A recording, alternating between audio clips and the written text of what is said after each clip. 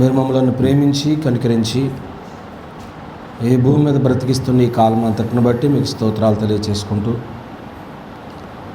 మా ఆరాధ్య దైవమైన మిమ్మల్ని ఆరాధించుటకై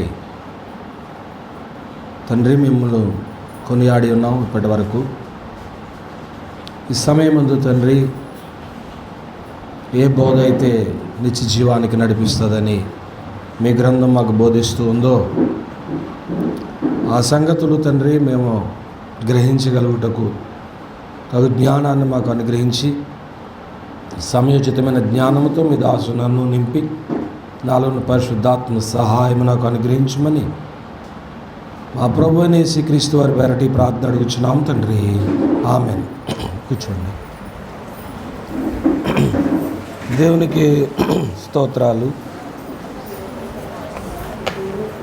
ఈరోజు ఆరాధికులుగా చేరవచ్చినటువంటి దేవుని బిడ్డలైన మీ అందరికీ ప్రభు అయిన యేసుక్రీస్తు వారి నామములో వందనాలు తెలియజేసుకుంటూ, దేవుని మహాకృప వలన తండ్రి మనల్ని ప్రేమించి ఈ భూనివాస కాలంలో ఆయనకి ఇష్టలుగా బ్రతికే భాగ్యాన్ని ఇచ్చినారు. ఈరోజు మనము పేతురు రాసిన మొదటి పత్రికలో నుంచి ప్రభు అయినటువంటి యేసుక్రీస్తు ప్రభు వారిని మనుషులు అక్కడ ఇక్కడ ప్రతిష్ఠించుకోకుండా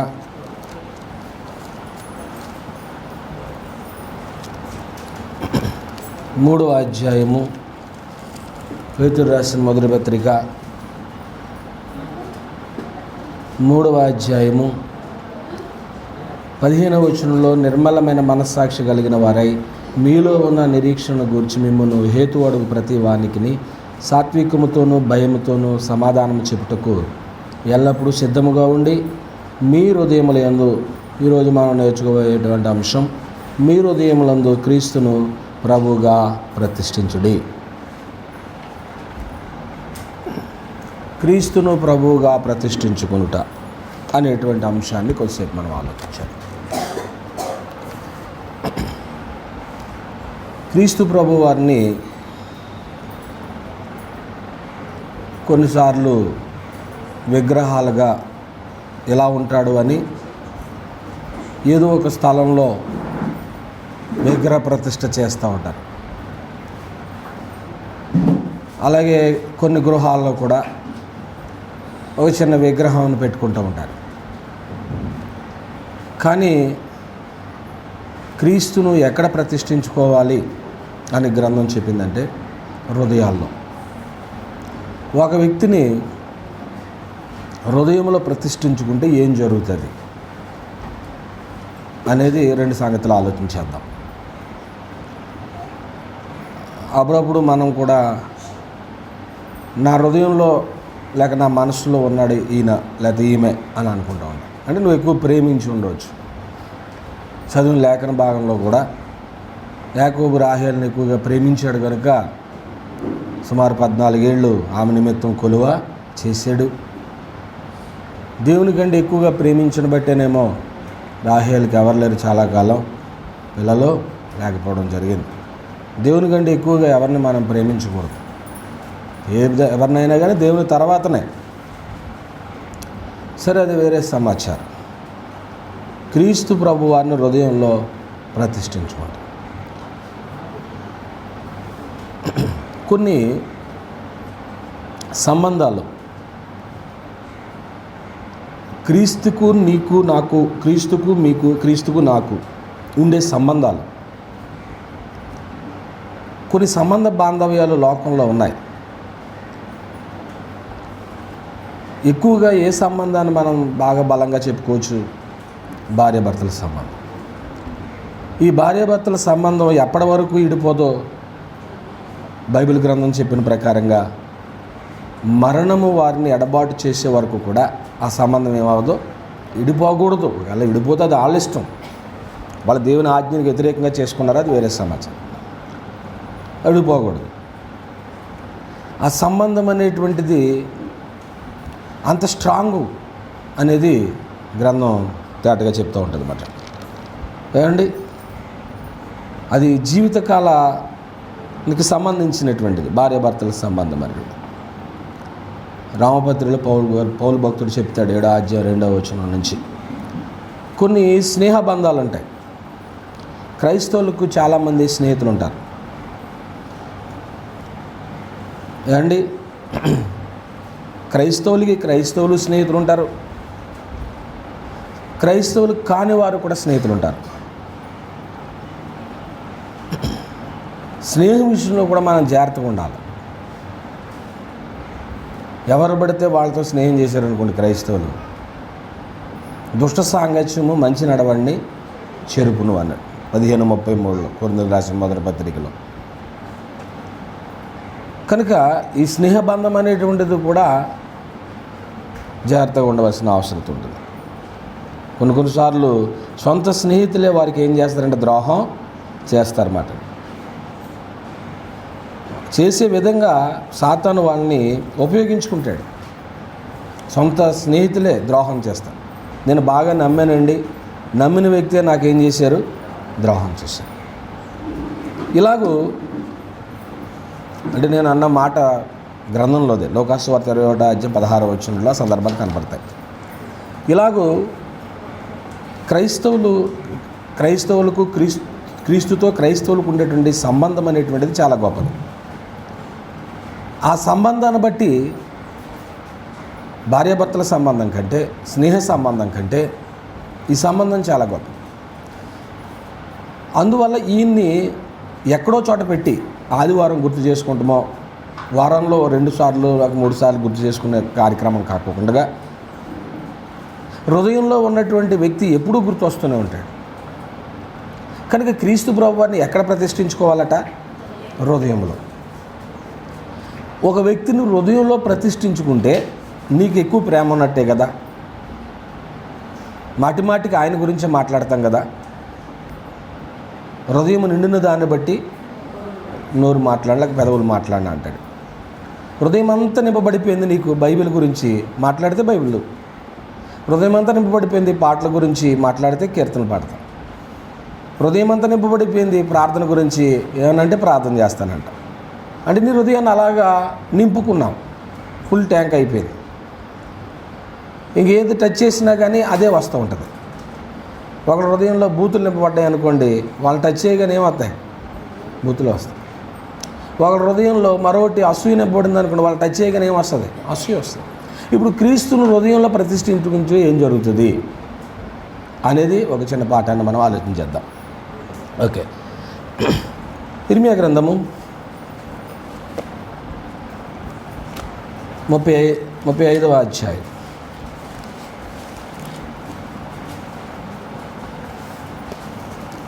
ఇర్మియా గ్రంథము 35వ అధ్యాయంలో 5వ వచనంలో, నేను రేకాబీలు ఎదుట ద్రాక్షరసంతో నిండిన పాత్రలను గిన్నెలను పెట్టి ద్రాక్షరసము తాగుడని వారితో చెప్పగా వారు ఏమంటున్నారంటే, మా పితరుడగు రేకాబు కుమారుడైన యెహోనాదాబు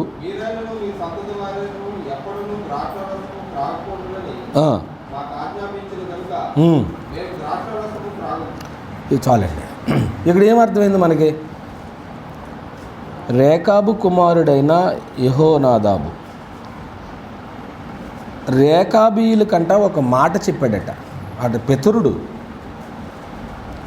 ఆ పితరుడు ఏం చెప్పాడు వీళ్ళకి? మీకు కొన్ని హెచ్చరికలు చెప్తున్నాను, ఇవి మీరు విని పాటించండి అని చెప్పాడు. అందులో కొన్ని ఉన్నాయి. ఒకటేంటంటే ద్రాక్షారసం తాగొద్దు అన్నాడు. ఇంకేమన్నాడు? ఇల్లు కట్టుకొనవద్దు, విత్తనములు విత్తవద్దు, ద్రాక్ష తోట నాటవద్దు, అది మీకు ఉండనే కూడదు. మీరు వగైరా సంగతులు చెప్పేశారు. అంటే రేకాబీలు చాలా విచిత్రమైనటువంటి వారిగా కనపడుతుంది. ఏంటంటే ఒక వ్యక్తి యొక్క మాటలకు వాళ్ళు ఏమైపోయారు? కట్టుబడి ఉండిపోయారు. మా పితరుడు ఇలా చెప్పాడు, మేము అదే పాటిస్తాం, ఇంక ఎవరి మాట వినం. ఆయన తర్వాత ఎవరైనా ఆయన మాకేం చెప్పారంటే ద్రాక్షారసాన్ని ఏం చేయొద్దన్నారో త్రాగొద్దన్నారు. ఇంకా కొన్ని చెప్పారు మాకు, ఇల్లు కట్టుకోవద్దు, విత్తనాలు నాటొద్దు. ఇవన్నీ మనం ఆలోచన చేస్తే భౌతిక సంబంధమైన వాటి మీద మీరు మనసు పెట్టొద్దని చెప్పేశాడు. ఏమండి, కొందరు దేవుని యొక్క మాటలనే పితరుల యొక్క మాటలను వింటారు, కానీ విన్నట్టే వింటారు, కానీ తిరిగి మళ్ళీ వాళ్ళ ఆచారాలను వాళ్ళని ఏం చేస్తూ ఉంటారో జరిగిస్తూనే ఉంటారు. అంటే ఇప్పుడు ఇక్కడ రేఖాబీల గురించి మనం ప్రత్యేకంగా ఆలోచన చేస్తున్నాం. వీళ్ళు ఎవరి మాట మీద వారి యొక్క కార్యక్రమాల నిర్వహణ జరుగుతుంది, వారి పితరుడైనటువంటి యెహోనాదాబు చెప్పాడట. అంటే ఇప్పుడు రేఖాబీలి హృదయంలో ఎవరిని ప్రతిష్ఠించుకున్నారో, నా మాట మీకు అర్థం అవ్వట్లేదు అనుకుంటా. యెహోనాదాబు మా పితరుడు మాకు ఇది చెప్పాడు, మేము ఇంకా ఎవరి మాట వినము. అంటే ఒక వ్యక్తిని హృదయంలో ప్రతిష్ఠించుకుంటే అతను ఆజ్ఞాపించినదే ఏం చేస్తామన్నమాట. అతను హృదయంలో మనం ప్రతిష్ఠించుకుంటే, ప్రతిష్ఠ అంటే తెలుసు కదండి, ఇంకా ప్రతిష్ఠ చేశారంటే కదల్చబడదు అని. పితరుడు మాటలు వాళ్ళు ప్రతిష్ఠించుకున్నారన్నమాట అండి. ఏమండి, కొందరు ఏం చేస్తారంటే అనుకూలంగా ఉంటే దేవుని మాటలు అనుసరిస్తారు, అనుకూలం లేదనుకోండి ఆయన మాటలు పక్కన పెట్టేస్తారు. అలా కూడా ఉంటారు. నీకు వాక్యం అనుకూలంగా ఉందనుకో, ఈ వాక్యం నేను తీసుకోవచ్చు అని తీసుకుంటాం. ఇది కొంచెం మనకి కష్టంగా ఉందనుకోండి, అమ్మ ఇది మనం పాటించలేం కాబట్టి ఇది మనకు అవసరం లేదు అనుకుంటాం. అంటే దేవుని మాటలు కఠినంగా ఉన్నప్పుడు మనం చేయకూడదాయి. అది కఠినమైన, అది సులువైన, హృదయంలో ఒక వ్యక్తిని నువ్వు ప్రతిష్ఠించుకున్నప్పుడు ఆయన చెప్పిన మాటకి ఏమైపోవాలా? కట్టుబడి ఉండిపోవాలి. కొన్ని కుటుంబాలు ఉంటాయి, భర్త కఠినుడైనా కానీ భార్య ఏం చేస్తుంది?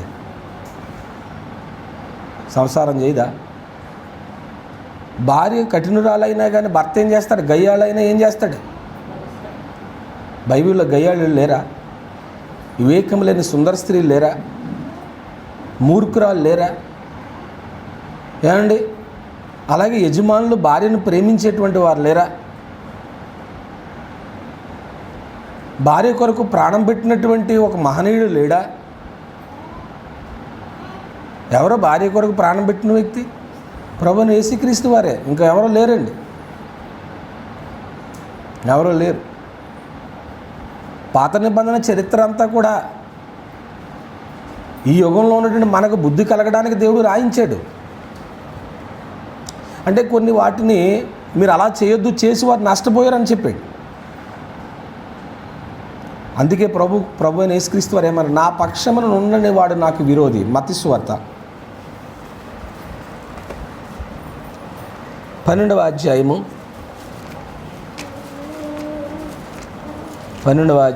30వ వచనాన్ని చూద్దాము. నా పక్షమున ఉండని వాడు నాకు విరోధి, నాతో కలిసి మరి నన్ను ప్రతిష్ఠించుకుంటాం ఎందుకు? ఇంకా ఇప్పుడు హృదయంలో ఉన్నాను అని అంటే కనుక నా పక్షాన ఉన్నట్లు, నువ్వు నా పక్షమున ఉంటే నేను చెప్పిన మాటలకు నువ్వు విధేయత చూపుతావు. కానీ నా పక్షాన నువ్వు లేవు. దేవుడు యెహోవా ఇశ్రాయేలు విషయంలో ఇర్మియాతో మాట్లాడుతుంటున్నప్పుడు ఆయన మాట్లాడేటువంటి మాటలు అదేనండి. ఆయన చాలా బాధపడుతున్నాడు. ఈ 35వ అధ్యాయం అంతా కూడా మీరు చూసినట్లయితే 35వ అధ్యాయంలో ఇర్మియా గ్రంథంలో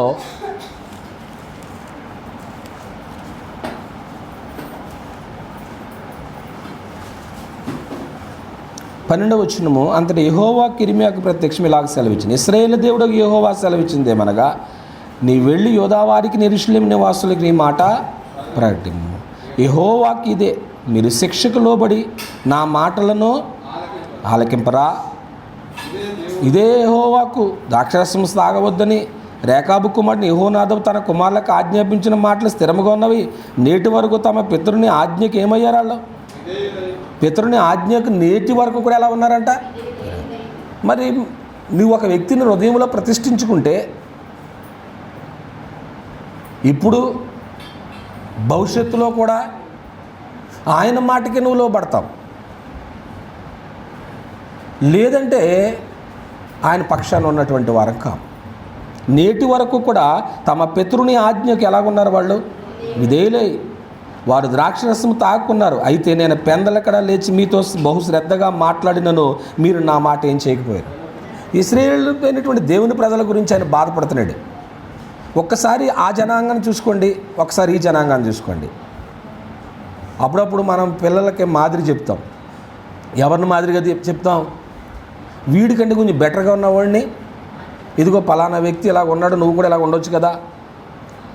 లేకపోతే అమ్మాయిని చూసి అమ్మ పలానా వ్యక్తి ఇలా ఉన్నది, ఆమె కంటే నువ్వు బెటర్గా ఉండొచ్చు కదా, లేకపోతే ఆమెలా ఉండొచ్చు కదా అని చెప్తూ ఉంటాం. ఇప్పుడు ఇశ్రాయేలును ఒక పక్కన పెట్టాడు, రేకాబీను ఒక పక్కన పెట్టాడు. ప్రవక్త ఇర్మియాతో దేవుడు ఇదిగో వీళ్ళిద్దరిని చూడు, వీరైతే నేను వీళ్ళకి ఎన్ని చేశాను, నేను వీళ్ళకి ఐగుప్తు బానిసత్వం నుంచి తీసుకొచ్చాను, ఎర్ర సముద్రాన్ని పాయలు చేశాను, ఆహారాన్ని పెట్టాను, ఇన్ని చేసినా కానీ నేటి వరకు కూడా నా మాటలు ఏం చేయకపోయారు. వాళ్ళు విననెళ్ళకుండా నా మాటలు వినట్లేదు వాళ్ళు. కానీ ఇక్కడ రేకాబీలు చూడు, వాళ్ళు ఏం చేస్తున్నారు? తమ పితరుడు మాటను ఏం చేశారు? తమ పితరుని యొక్క మాటకు విధేయత చూపారు. అంటే పితరుని ఎక్కడ ప్రతిష్ఠించుకున్నారో? హృదయంలో ప్రతిష్ఠించుకున్నారు. అంటే ఇప్పుడు మనకి ఏమర్థమైందండి? ఒక వ్యక్తిని హృదయంలో ప్రతిష్ఠించుకుంటే అది మేలైనా కీడైనా చెప్పండి అలాగే పాటిస్తారు, ఆజ్ఞలు అలాగే నెరవేరుస్తారు. కష్టం వచ్చిందని దూరం వెళ్ళిపోవడం, అనుకూలంగా ఉన్నాయని పాటించడం అనేది జరగదు. అర్థమవుతుంది నా మాటలో? ఇప్పుడు ఉద్యోగస్తులు ఉన్నారనుకోండి, 1 నుంచి 5, 10 తారీఖులు ఎలా ఉంటారు వాళ్ళు? హ్యాపీగా ఉంటారు.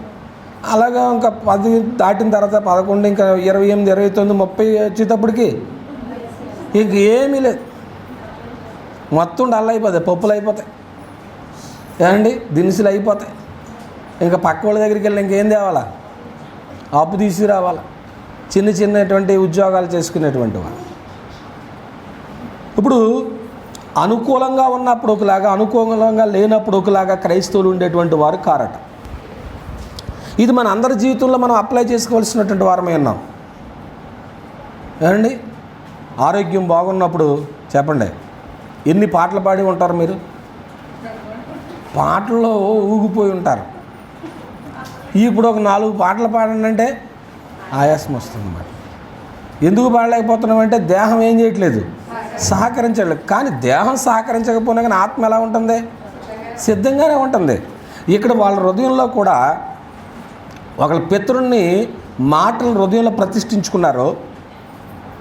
ప్రతిష్ఠించుకోబట్టి మేమైనను ఏమంటున్నారండి, ఇంక మా తర్వాత వచ్చేటువంటి వారైనను మేము ఎవ్వరం కూడా ఎక్కడుంది?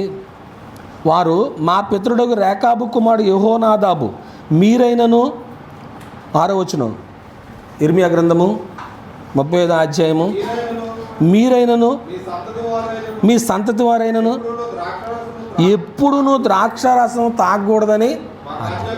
ఇది ద్రాక్షారసం అంటే మరొకటి అనుకోకండి, మద్యం సంబంధించింది. ఇది మద్యానికి సంబంధించింది అన్నమాట. మత్తు పానీయాలు అనేటువంటిది దేహానికి హాని కలిగించేది. 35వ అధ్యాయం 1వ వచనంలో అంటాడు, యోషియా కుమారుడును యోధారాజుని యెహోయాకీం దినములో యెహోవా యొద్ద నుండి ఇర్మియాకు వాక్కు ప్రత్యక్షమై నువ్వు రేకాబుల యొద్దకు పోయి వారితో మాట్లాడి యెహోవా మందిరంలోని గదుల్లో ఒక దానిలోనికి వారిని వీళ్ళందరినీ కలిపి ఎక్కడ తీసుకెళ్ళమన్నాడు? మందిరంలోకి, దేవుని సన్నిధికి తీసుకెళ్ళి. దేవుని సన్నిధికి తీసుకెళ్ళిన తర్వాత ప్రవక్తనే, ఇర్మియా ప్రవక్తనే అందరిని దేవుని సన్నిధిలో తీసుకెళ్ళమన్న తర్వాత వారిని తోడుకొని వచ్చి త్రాగుటకు వారికి ఏమి లేదా? మీకు బైబిల్లో ఇర్మియా గ్రంథము 35 అధ్యాయం 2వ వచనం లేదా? త్రాగుటకు వారికి ఏమిమ్మన్నాడు? ద్రాక్షారసం ఇమ్మని. అదండి. అబ్బా, అన్నీ రెడీగా ఉంటాయి. కొన్ని మనం ఫంక్షన్కి వెళ్ళామనుకోండి, ఎలా ఉంటాయి? ఏది తినేవాళ్ళకే, ఇంకా ఎవరికి ఏ ఇష్టమైన అవి ఉండవా? అబ్బా, ఏం విందండి, ఏం ఫంక్షన్ అండి, ఎవరికి ఏవి కావాలితే ఏం చేశారు ఆ ఫంక్షన్లో ఇచ్చారంటారు. విందు సమృద్ధిగా ఉందంటారు. అంటే సమృద్ధి అంటే కేవలం భోజనం తినేవాడికి అది భోజనం ఉంటుంది, ఇంకా వేరే స్వీకరించే వాళ్ళకే. ఇప్పుడు మందిరంలో తీసుకెళ్ళి ఇదిగో నీకు ఒక మత్తు పానీయం ఇస్తున్నాను తాగు అని అన్నాడట ఇర్మియా ప్రవక్త. తీసుకొచ్చింది ఎవరండి? ప్రవక్తే. తీసుకొచ్చిన ప్లేస్ ఎక్కడికండి?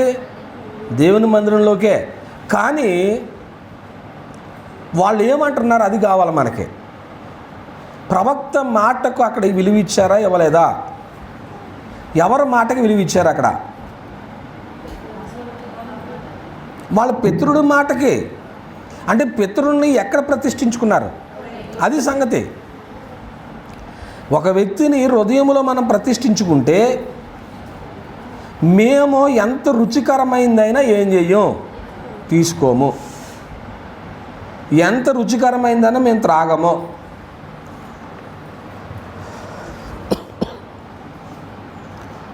ఏమండి? 5వ వచనంలో నేను రేఖాబీలతో ద్రాక్షరసంతో నిండిన పాత్రలను గిన్నెలను పెట్టి అన్నీ సమృద్ధిగా ఉన్నాయి లేదా? అబ్బా, అన్నీ సమృద్ధిగా ఎవరు ప్రిపేర్ చేశారో కానీ మంచిగా ఉంది. ద్రాక్షారసం ప్రిపేర్ చేసే వాళ్ళు కూడా చక్కగా ప్రిపేర్ చేయాలి. వాళ్ళ ఉదయమే శుభ్రంగా స్నానం చేసి ప్రార్థన చేసుకుని ద్రాక్షారసాన్ని ఏం చేయాలి? తాగడం కాదు, తయారు చేయాలి. అది దాని ప్రిపరేషన్ చాలా ప్రార్థనాపూర్వకంగా ఉండాలి. అప్పుడు దేవుడు నేను దీవిస్తాడు. ఆ పాత్రలు కడిగేవారు కూడా చాలా పరిశుద్ధంగా ఉండాలి. ఆ పాత్రలు మోసేవాళ్ళు పరిశుద్ధంగా ఉండాలి. సందాకారం మోసేవాళ్ళు ఎవరు? మనకే చిన్నపిల్లలు కాబట్టి మనకి ఇబ్బంది లేదు. వాళ్ళకి ఇంకా కపటమైనటువంటిది ఏమీ తెలియదు. అదే యవనస్తులు కానీ పెద్దలు కానీ ఏదైనా ఒక వస్తువు మోస్తున్నారు అనుకోండి, ఆ వస్తువు మోసేటువంటి వాళ్ళు ఎలా ఉండాలి? దేవుని ఆలయంలో చాలా యెహోవా సేవోపకరణములు మోయేవారులారా మిమ్మల్ని మీరు ప్రతిష్ఠించుకోమన్నాడు. దేవుని సేవోపకరణాలు ఉంటాయి. అవి పట్టుకునేటప్పుడు చాలా జాగ్రత్తగా పట్టుకోవాల్సిన అవసరం.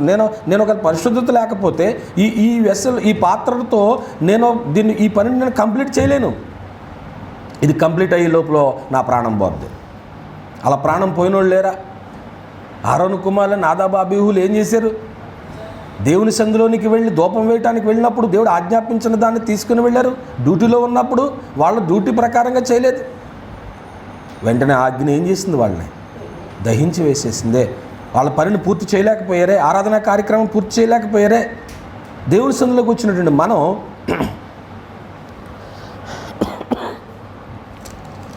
ఎవరినైతే హృదయంలో ప్రతిష్ఠించుకున్నామో ఆ వ్యక్తి యొక్క మాటకు ఖచ్చితంగా లోబడి ఉండాలి. స్థానిక సంఘస్థులు ఉంటారు. సంఘము ప్రత్యేకంగా ఎవరి మాట మీద డిపెండ్ అయి ఉంటారండి?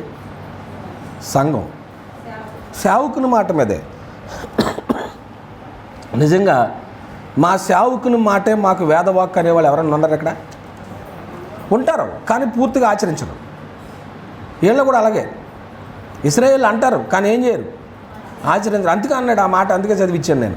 నా పక్షాన ఉండని వాడు నాకు ఇప్పుడు నా మాటకు నువ్వు విధేయత చూపినప్పుడు నాకు విరోధం లెక్కే. ఏదో ఎదురుగా కనపడినప్పుడు శాల్యూట్ చేయడము, వందనాలు చెప్పడం, ఏదో జెండా వందనానికి ఇష్టం లేకపోయినా కానీ ఏం చేస్తా అంటారు, ఏదో శాల్యూట్ చేసినప్పుడు తప్పదు కదా, వెళ్ళాలి కదా, జాతీయ జెండా కదా, దాన్ని గౌరవించాలి కదా, చర్చిని గౌరవించాలి, సంఘాన్ని గౌరవించాలి, సేవకుని గౌరవించాలి, సేవకురాలను గౌరవించాలి. కాబట్టి ఇష్టమున్నా లేకపోయినా కానీ వందనాలు ముఖం పక్కేట ఏం చెప్తారు, లేదా ఎదురుగా వందనాలు. నీ face is index of the mind అన్నాడు కదా విలియం షేక్స్పియర్. ఆయన అనడానికి కాదు, యెషయా గ్రంథంలో కూడా దేవుడు చెప్పాడు. నీ మొక్క కవలికలు తెలిసిపోతాయి. నువ్వు హృదయపూర్వకంగా వందనాలు చెప్తున్నావో లేకపోతే హృదయపూర్వకంగా నువ్వు మాట్లాడుతున్నావో, హృదయపూర్వకంగా ఆతిథ్యం ఇస్తున్నావో, హృదయపూర్వకంగా మాట్లాడుతున్నావో లేదనేటువంటి తెలిసిపోతూ ఉంటుంది కదా. హృదయంలో నువ్వు ప్రతిష్ఠించుకున్నప్పుడు తెలిసిపోతుంది. ఒక వ్యక్తిని హృదయంలో ప్రతిష్ఠించుకుంటే ఆమె కోసం నువ్వు ఏదైనా చేసేస్తావు, ఆయన కొరకు నువ్వు ఏదైనా చేస్తావు. ఇప్పుడు రేకాబీయులు అనేటువంటి వారు ఒక ప్రత్యేకమైనటువంటి జనాంగంగా కనపడుతున్నారు. వారు చూడండి, వాళ్ళ పితరుడి యొక్క మాటకి ఎంత విలువ ఇచ్చారు. దగ్గర అన్ని పాత్రలు నింపబడినా కానీ దాన్ని స్వీకరించమన్నా కానీ ఏం చేయలేదు, స్వీకరించలేదు. అంటే ఇష్టం లేదక పితరుడి మాట గౌరవమా? అంటే ఆ పితరుడిని ఎక్కడ ఉంచుకున్నారు? వాళ్ళు హృదయంలో ఉంచుకున్నారు. కనుక ఒక వ్యక్తిని హృదయంలో ఉంచుకుంటే 2 సంగతులు జరుగుతాయి. 2 సంగతులు చెప్తాను. ఒకటి ఏంటంటే మత్తయి సువార్త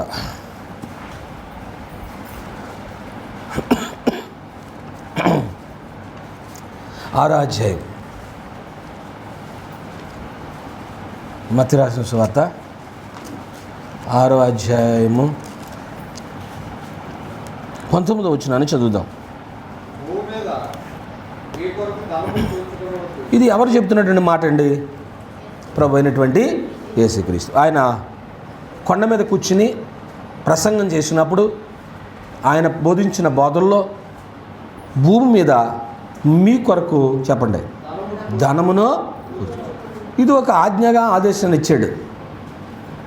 ఈవేళ ఒక సూటిగా ఒక ప్రశ్న వేసుకుందాం అందరం. ఇప్పుడు చదవగా విన్నాం మనందరం. సూటిగా ఒక ప్రశ్న వేసుకుందాం. ఇదే మాటకే ఎంతమంది కట్టుబడి ఉంటాం? దీన్ని పట్టించుకుంటున్నాం మనం? ఇప్పుడు చెప్పండి. హృదయంలో ప్రతిష్ఠించుకోవాల్సింది ఎవరినే? క్రీస్తును. క్రీస్తు మాటనే మనం ఏం చేయట్లేదు, పట్టించుకోవట్లేదు. క్రీస్తు మాటనే మనం పట్టించుకోవట్లేదు. కనుక ఇప్పుడు రేకాబీలు బెటరా, క్రైస్తవులు బెటరా? వాళ్ళ పితరుడి మాటకి ఎంత విలువ ఇచ్చారు చూడండి. ఆయన హృదయంలో ప్రతిష్ఠించుకున్నారు కాబట్టి. అందువల్ల నిన్ను ప్రేమించి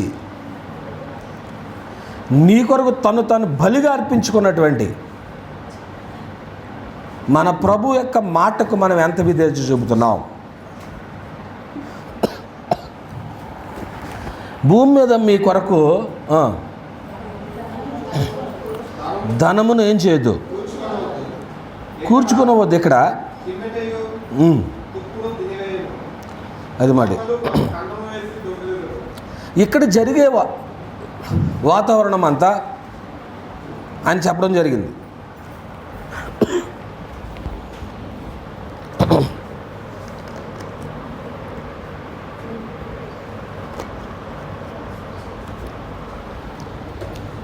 ఇక్కడ జరిగేటువంటి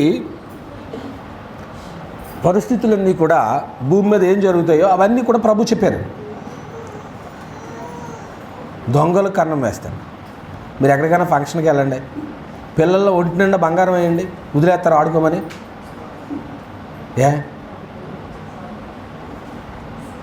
ఎందుకని? ఏమో, ఇంకా బుడ్డోడు ఎటు వెళ్తున్నాడు, ఆడవాళ్ళపై ఏం చేస్తాం, చూస్తూ ఉంటాం. అంటే ఒంటి నిండా ఏమున్నవే అంటే ఎవరో ఒకళ్ళు ఏం చేస్తారో అని దోచుకుపోతారనే కదా భూమి మీద ఉన్నట్టు జరిగే పరిస్థితి నాకు చెప్పాడు. అందువల్ల ఈవేళ క్రీస్తు ప్రభువు వారిని హృదయంలో ప్రతిష్ఠించుకుంటే ఆయన మాటలకు మనం ఏం చేస్తామో గౌరవిస్తాం. లూకాసు వార్త 6వ అధ్యాయం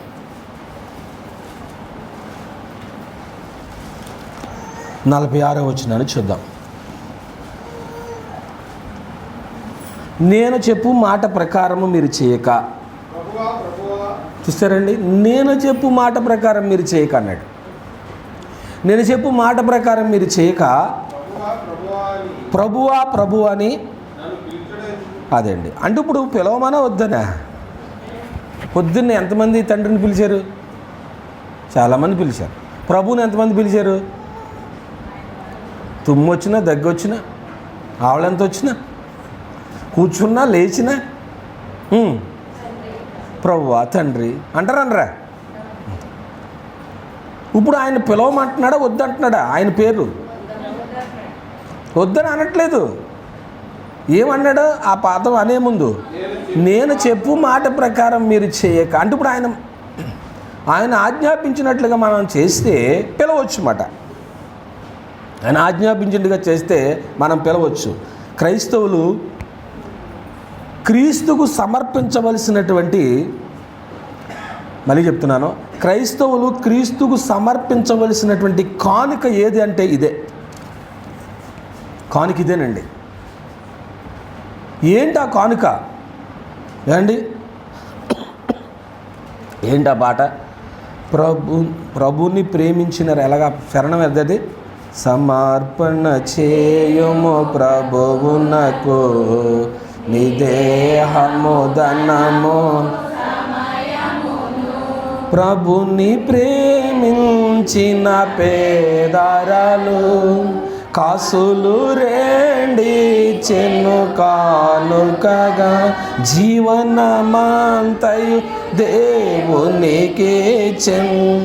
జీవనమంతయు దేవునికి చెన్. ఇవి చెదవా సమర్పణ చేయము.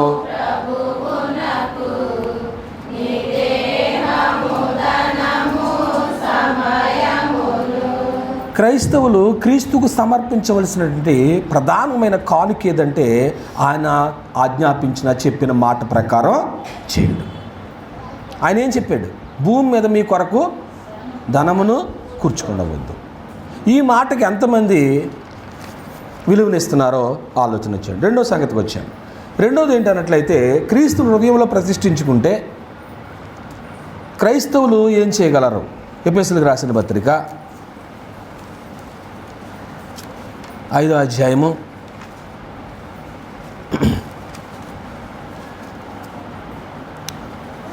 2వ వచనాన్ని లేక 1వ వచనాన్ని చదువుతున్నాను. కావున మీరు ప్రియులైన పిల్లల వలె దేవుని పోలి నడుచుకున్నాడు. ఎవరినైతే హృదయంలో ప్రతిష్ఠించుకోమని చెప్పబడుతుంది ఈరోజు, ఆ క్రీస్తే మనల్ని ప్రేమించి పరిమళ వాసనగా ఉండుటకు. అదండి మనకి ఏ వాసన రావడానికే? పరిమళ వాసన. సుగంధ ద్రవ్యాలతో కూడినటువంటి సువాసన రావాలి. దినుసులన్నీ వేసి నూరుతూ ఉంటే ఎంత దూరం వెళ్ళిపోతుంది ఆదివారం సువాసన? లేదండి అయ్యగారు ఇంకా ఫ్రిడ్జ్లో పెట్టి వచ్చామంటారా? సరే, ఇళ్ళకైనా వస్తుంది కదా వాసన, రాదా? ఖచ్చితంగా ఉంటుంది క్రైస్తవులకి. ఏమండి, ఇది వరకైతే ఏదో కొద్ది గొప్ప బాక్స్ అనేవారు, కానీ ఈ మధ్య ఏమీ లేదు అండి. కనుక ప్రియమైన దేవుని వాళ్ళరా, క్రీస్తు మిమ్మల్ని ప్రేమించి పరిమళ వాసనగా ఉండుటకు, అది మరి మన కొరకు చదవండి ఆయన, తను దేవునికి అర్పణగాను బలిగాను, అది మన కొరకే అంటున్నాడు అక్కడ. ఇప్పుడు మన కొరకు దేవునికి తను అర్పణగాను బలిగాను ఏం చేసుకున్నాడు? మరి ఆయన బలి అర్పణ అయిపోయినప్పుడు మనం ఇచ్చేటువంటి కానుకేంటి? కింద చెప్తున్నాడు చూడండి. అలాగుననే నడుచుకునుడి. ఇది క్రీస్తు ప్రభు వారు చెప్తున్నటువంటి మాటే. మీలో జారత్వమే కానీ, ఏ విధమైన అపవిత్రతే కానీ, లోభత్వమే కానీ వీటి పేరైనను ఎత్తకూడదు. ఇదే పరిశుద్ధ తగినది. కృతజ్ఞతావచనమే మీరు ఉచ్చరింపవలను. మీరు బూతులైనను పోకిరి మాటలైనను సరస్వక్తులు ఉచ్చరింపకూడదు. ఇవి మీకు తగవు. వ్యభిచారైనను అపవిత్రుడైనను విగ్రహార్థకులు లోబి అయినను క్రీస్తు యొక్క దేవుని యొక్క రాజ్యమునకు ఏం కాడు. అంటే ఈరోజు మనం ఆలోచన చేస్తున్నామంటే, ఒక వ్యక్తిని హృదయంలో ప్రతిష్ఠించుకుంటే ఏం జరుగుతుంది? మొట్టమొదటిగా ఏం చూసాం? భూమి మీద ఉన్నటువంటి ఆశలన్నీ ఏం అవుతాయి? చంపుతాయి. భూమి మీద మీ కొరకు ఏం చెప్పాడు ఆయన? జన్మను కూర్చుకుంది. కొందరికి ఇక్కడ కూర్చున్న వాళ్ళకి భౌతికంగా ఉంటే ఉండును గాక దేవుని స్తోత్రం, లేని వాళ్ళు కూడా దేవుని స్తోత్రం చెప్పండి, ఏం పర్లేదు. ప్రభువా నాకు ఏమీ ఇవ్వలేదు, నా బ్యాంకులో ఏమీ లేదు, అయినా కానీ నువ్వు ఉన్నా నాకు అదే చాలు అనుకునే వాళ్ళేరా? మాట్లాడలేదు ఎవరు అన్నారా? ప్రభువా నాకు బ్యాంకులో 1,00,000 రూపాయలు ఇచ్చావు, దేవునికి స్తోత్రం, వాటిని కొంచెం నువ్వు కాపాడు, దీవించి అనేవాళ్ళు ఉన్నారా లేదా? దానికి దేవుని స్తోత్రం చెప్పాలి. అంటే దేవునికే ఘనత రావాలి. అందువల్ల ప్రియమైన దేవుని పిల్లలారా, క్రీస్తును హృదయంలో ప్రతిష్ఠించుకుంటే ఆయన అన్న మాటకు మనం విధేయత చూపాలి. అదే మనం ఆయనకి ఇచ్చేటువంటి కానుక. ఆయనకి ఇచ్చే కానుక అదేనండి. ఇక్కడ చిమ్మెట పట్టేస్తారు, దొంగలకు కన్నం వేస్తారు అని చెప్పి. రెండో సంగతి, మనలో నుంచి ఏం రావాలంటున్నాడు? పరిమళ వాసన. ఆ వాసన రావడానికే చెప్పండి, తల్లిదండ్రులు పిల్లల్ని ప్రయోజకులుగా చేయటానికే సుఖపడతారా, కష్టపడతారా? ఏమ్మా, కష్టపడి పిల్లల యొక్క అందాన్ని చూస్తున్నారు. నువ్వు ఒక 100 రూపాయలు 200 రూపాయలు ఒంటి మీద కట్టుకున్న పిల్లల ఒంటి మీద మట్టుకు 1000 రూపాయలు షర్ట్ చూడాలి, 1000 రూపాయల డ్రెస్ చూడాలి పిల్లల మీద, పిల్లల ఒంటి మీద. ఏంటది? పిల్లల మీద ఏముంది? పిల్లలు వింటున్నారా మీరు? మీ మీద ప్రేమ ఉండబట్టేనా మీకు డ్రెస్సులో, బుక్స్, ఏమండి ఇంకా సంవత్సరానికి ఒకటి ముక్కుకో చెవుకో ఏదోటి, ఇవన్నీ ఎందుకని కొంటున్నారు? పిల్లల మీద ఏముండబట్టి ప్రేమ. వాళ్ళ నాకంటే గొప్పగా ఉండాలి. ఇప్పుడు క్రీస్తు ప్రభు వారు కూడా మనలను ప్రేమించి మనలో నుంచి ఏ వాసన రావాలట? మనకి వాసన రావడానికి ఆయన నలిగిపోయాడట. అందులో ఒక విషయాన్ని జ్ఞాపకం చేయాలనుకుంటున్నాను. ఏంటంటే, కొలస్సీలకు రాసిన పత్రిక 3వ అధ్యాయము 5వ వచనం.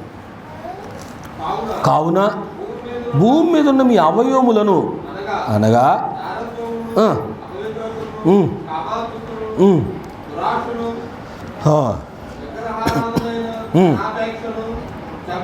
ఇదండి క్రైస్తవులు చంపివేయవలసింది ఏంటి? క్రైస్తవులు చంపివేయవలసింది ఏంటంట? అన్నీ అవసరం లేదు. విగ్రహారాధన అయినా అసలు ధనాపేక్ష లేని వాళ్ళు ఎవరండి? ధనం అంటే ఆశ లేని వాళ్ళు ఎవరుంటారండి? అందరికీ ఆశే కదా. దాన్ని ఏం చేయమన్నాడు ప్రభు? చంపేమన్న దానికి ఏం పోతాం మనం? జీవం పోతున్నాం. ఏమండి, ఇప్పుడు ప్రభు చెప్పిన మాటకు విధేయత చూపట్లేదు అంటే ఆయన మన హృదయంలో ఉన్నట్ట లేనట్ల? అది చెప్పండి. మాట్లాడలేదు. ఏమండి, లోభత్వం ఉండకూడదు అన్నాడు. లోభత్వం కూడా విగ్రహారాధనతో సమానమే. ఏమండి, దాన్ని పూర్తిగా ఏం చేయమన్నాడు? చంపేయమన్నాడు. 2 సంగతులు చెప్పాను మీకు ఈరోజు. ఒకటి ఏంటంటే, భూమి మీద మనం ఏం చేసేద్దు? ఏటిని కూర్చుకోవద్దు. ఒకవేళ ఉన్నా కానీ దాని మీద మనసు పెట్టుకోండి. అది ప్రభు చెప్పిన మాటకి. ఆయన హృదయంలో ప్రతిష్ఠించుకుంటే ఆయన మాటకి విలువిస్తావు. రెండోది ఏం చెప్పుకున్నామంటే, మనలో నుంచి ఏ వాసన రావాలన్నాడు? అలా రావాలంటే మనలో లోభత్వం ఉండకూడదు, మనలో విగ్రహారాధన ఉండకూడదు, మనలో జారత్వం ఉండకూడదు, మనలో ఇంకా బూతులు ఉండకూడదు, సరసోక్తులు ఉండకూడదు. ఇవన్నీ పెట్టుకుని లోపల నుంచి సువాసన వస్తుందా, దుర్వాసన వస్తుందా? నా మాటలు అర్థమలేదు అనుకోండి మీకు. ఇంట్లో అన్నీ కూడా కంపి పెట్టుకుని డోర్ తీయగానే చెప్పండి ఏ వాసన వస్తుంది? ఒకడు స్నానం చేయడు, చేయకోకుండా ఒంటికి సెంటు కొడతాడు. అదేంటో మరి దాని అర్థం ఏంటి? ఎక్కడ వస్తుంది? లోపల ఆ యొక్క డస్ట్, ఆ చెమట వాసన రాదా? ఇప్పుడు మనలో నుంచి పరిమళ వాసన రావాలంటే ఏమేమి ఉండకూడదో లిస్టు చదివారుగా. పడిపోడా? ఓకే. మనలో నుంచి సువాసన రావాలంటే ఇవన్నీ ఉండకూడదట. వీటిని ఏం చేయమన్నాడు? చంపేయమన్నాడు.